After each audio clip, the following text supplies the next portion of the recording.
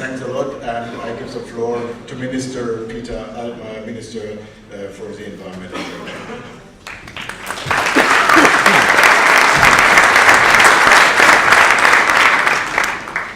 Thank you so much, dear Jochen Flassbart.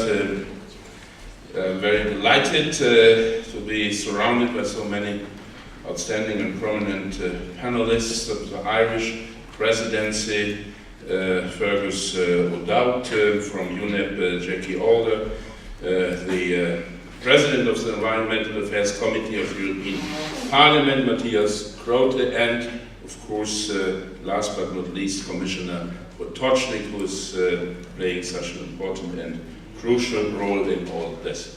But please allow me in the beginning to say a word about a really important and somehow crucial decision that's going to be taken by European Parliament next week, 16th of April. It's a Parliament vote on a Commission proposal for backloading with regard to European ETS. It all sounds technical, and perhaps you say, my God, he's bothering us with ETS. We are talking about marine litter, but it is a question of fundamental importance. The European Union for many, many years has been a pioneer in international environment protection. We have developed the European emission trade system in order to reduce CO2 emissions, what is important for the protection of the oceans as well. We have managed to promote the idea of emission trading across the entire world.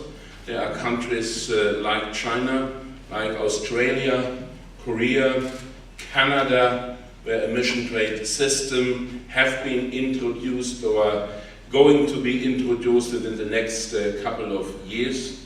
And therefore it is important keeping European emission trade intact. As you perhaps know, the prices for allowances came down from 10 to 12 euro per share just a year ago to less than 5 euro per share today. This is a serious threat. There is no longer an incentive to reduce CO2 emissions. We can already see in Germany the consequences because it's becoming more attractive to fire coal in power plants than gas, that the renewable energies, and therefore, ladies and gentlemen, we have yesterday sent a letter signed by 6 ministers for energy and environment protection, Ed Davey from the UK, Delphine Bateau from France, Mr. Corey from Italy, the Danish colleague Martin Lidegaard, Lena Ek from Sweden, and myself, to all members of the European Parliament, where we really stress and underline the importance of the issue and how important it would be if the Commission proposal would be backed by the European Parliament next week. I know Matthias Grote is campaigning for that already for months, and wherever you know an MEP, wherever you have a possibility to talk to a national MP or member of government, please use that opportunity. It is very important. But now, ladies and gentlemen, as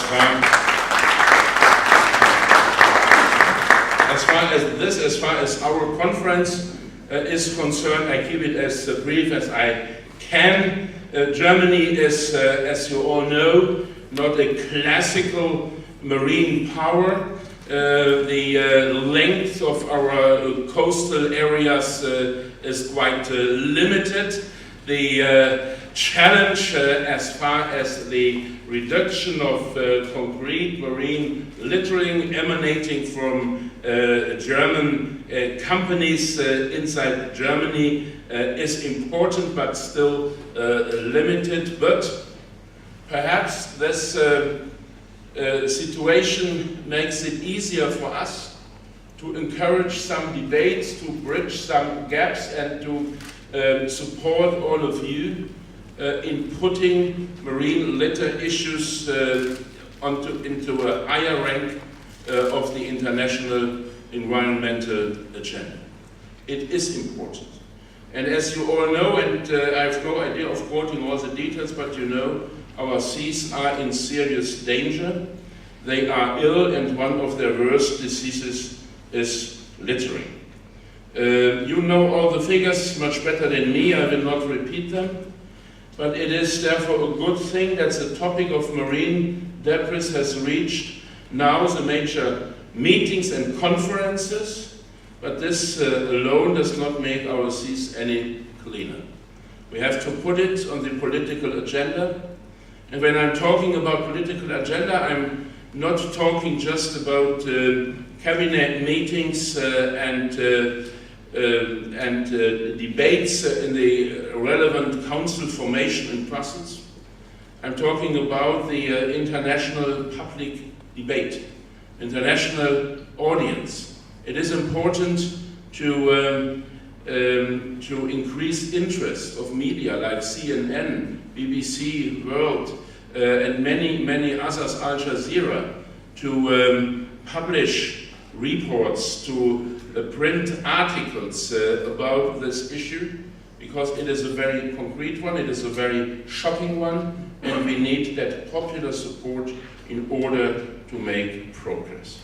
We have discussed it in Rio, and I know that in Rio itself many people were disappointed, but in Rio finally we have at least inserted in the final document a sense, I can quote, we further commit to take action to, by 2025, based on collected scientific data, achieve significant reductions in marine debris to prevent harm to the coastal and marine environment. This is something that is important because it is a first step, but it is certainly not enough. And if many people would think, oh my God, we are safe, we can continue as usual, we have a deadline by 2025, there is no urgency, then ladies and gentlemen, I disagree, I wholeheartedly disagree. There is an enormous degree of urgency. We cannot wait until 2025. We need political action and concrete results much earlier.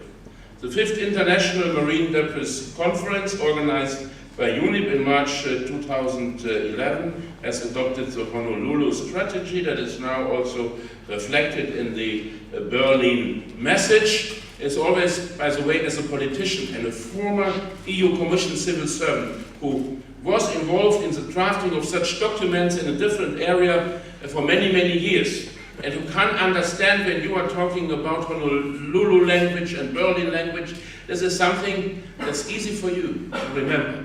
It's, by the way, quite difficult to explain to people not so closely involved with this. So wherever I am, I recommend people, of course it is nice to have a Berlin message, but it would even be better to have a concrete notion that people can understand, because it relates to specific aspects of the matter.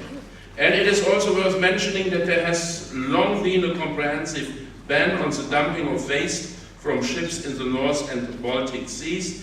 I was allowed to participate on behalf of Angela Merkel last week in the Baltic Sea Summit, and I was really pleased when I saw that not just the Scandinavian countries, not just Germany, but also in Russia, there is now a increasing interest in environmental matters with regard to the Baltic Sea, because this Baltic Sea is so fragile and is in a very critical state. The EU, and I have already mentioned, Janusz Potoczny has taken action as well. The Commission is not only a close ally of all of us, it is leading, it is the driving force. There is a green paper on a European strategy on plastic waste in the environment. There is the EU Marine Strategy Framework Directive.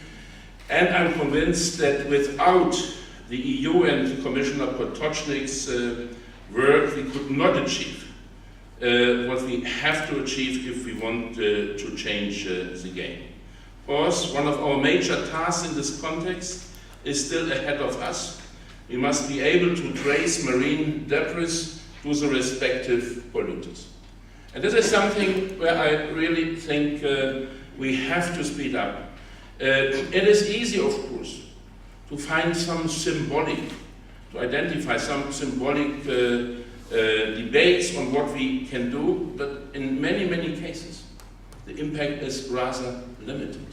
And therefore, ladies and gentlemen, we have to define the 3, 4, 5 big points on the agenda. And one of the points is that we need a monitoring system where we really can trace marine debris to the polluters. These polluters, in many cases, are few, but they have an enormous impact, and therefore it's a fundamental problem. Ladies and gentlemen, we have, and this is my 5th point, we need a cooperation at sea and cooperation for seas, but marine protection begins on land. That is the context of what I mentioned under point 4. Most marine litters originates on land. That is why the protection of our seas and oceans does not begin on the water, but in our waste management. And this is something that is of a crucial importance as well. In most of the countries worldwide, the notion of waste management does not even exist. Not on land, not with regard to the seas. And it has an enormous importance when we are talking about resource efficiency. Janusz Potocznik has organized a panel in Brussels where we are debating what we can do to enhance, to increase resource efficiency at a worldwide scale. And it is one of the key issues with regard to marine pollution. A regulated and well-developed waste management system is a key element of reducing marine pollution. The European Commission also came to this conclusion in its Green Paper on a European strategy on plastic waste in the environment. And for this reason, ladies and gentlemen, waste on land cannot simply be piled up, but it must be accumulated in such a way as to ensure an organized collection and treatment and prevent the waste from entering water through wind or weather. Our experience in Germany has shown that bins and containers are more effective than sacks. We collect recyclable materials separately, and in 2005 we stopped landfilling untreated wastes. These are major issues for the experts, but they have an enormous impact on the environment. And more, we realize it has not just an impact on the environment, it has an enormous impact on our competitivity as well. Because by doing so, we have encouraged an entire industrial branch, the recycling industries in Germany, where we have become one of the leading nations worldwide, because we have the materials available that you need with these bins and containers to recycle, and where you can profit, because you avoid very expensive importation of goods from abroad. You can avoid mining in the third world countries. You can avoid destruction of natural environment, and this is why we believe this is a very important strategy. In Germany we have achieved a great deal, as I mentioned, but even so there is still much to do. And this is why I want to set up a kind of round table on marine litter in Germany, which will draw up tailor-made solutions for our coast, and that perhaps could serve as an example for other interested countries as well. We need international cooperation, but we also all need to do our own homework. And even if our coastal regions are rather small, we can still develop new solutions and approaches. Our coasts suffer from litter too, and this damages flora, fauna, and tourism. No one wants to go to swimming alongside plastic bags, rubber gloves, fishing nets, or drink cans. And speaking of drink cans, a number of popular holiday islands such as Amrum, Pelvorm, Juist, and Föhr are already free of drink cans. I would therefore like a round table, if possible this summer, comprised of island mayors and representatives of the tourism and fishing industries and environmental associations. The focus should be on a concrete action at local level in the spirit of the novelist Erich Kästner's motto that nothing is good unless it is done, or to use an English phrase, actions speak louder than words. We must always bear in mind that the protection of our seas and oceans is not simply an ecological issue, but a crucial factor for our entire civilization. We must protect our marine environment in order to secure our future and the foundations of life for ourselves and future generations. Protecting the seas and oceans is not a luxury, but one of the most pressing challenges of our time. Ladies and gentlemen, I thank you so much for your attention, but I thank you especially for coming to Berlin, for signing the Berlin message, and I'm now looking forward for a very good and fruitful panel debate. Thank you so much.